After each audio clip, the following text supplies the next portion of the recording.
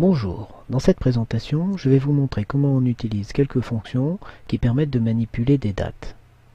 Pour cela, je vais utiliser ce tableau qui contient les noms des personnes payant des cotisations et dont on connaît la date de naissance.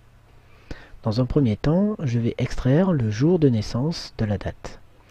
Donc pour cela, dans la cellule F2, je tape la formule suivante, égale jour, et l'argument qu'on attend est un numéro de série.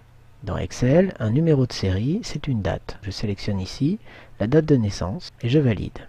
On a donc extrait le jour de naissance. Je vais faire la même chose avec le mois.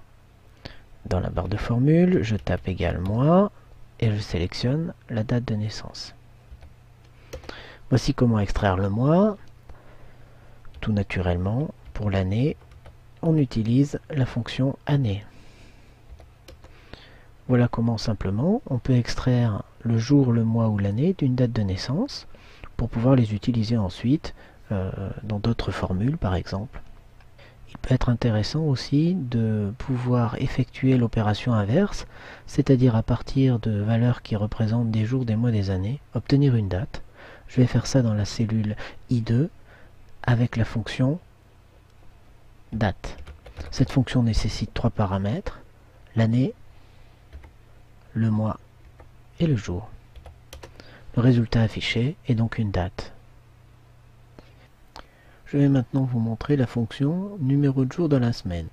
Donc ici, on essaie de savoir si la personne est née le premier jour de la semaine, le deuxième, etc.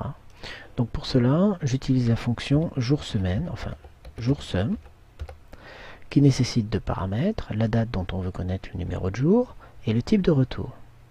Le type de retour, c'est une valeur qui permet de définir la façon dont on comptabilise les jours dans la semaine. On peut compter du dimanche au samedi, du lundi au dimanche, à partir de 1 ou à partir de 0. Classiquement, nous allons travailler avec des semaines qui commencent le lundi, numérotées à partir de 1. Donc le type de retour que je dois préciser ici, c'est 1. Dans l'assistant, on a le descriptif précis des valeurs que peut prendre type retour. Ensuite, le numéro de la semaine dans l'année, ça peut être aussi quelque chose d'intéressant à récupérer.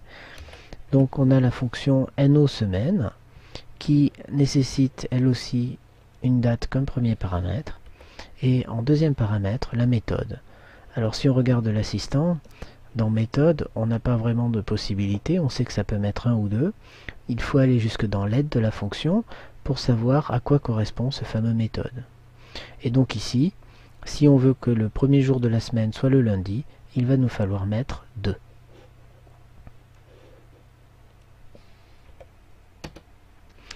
Voilà comment on calcule un numéro de semaine dans une année. Pour terminer, je vais recopier mes formules dans le reste du tableau. Voilà qui conclut cette présentation sur les fonctions de manipulation de date.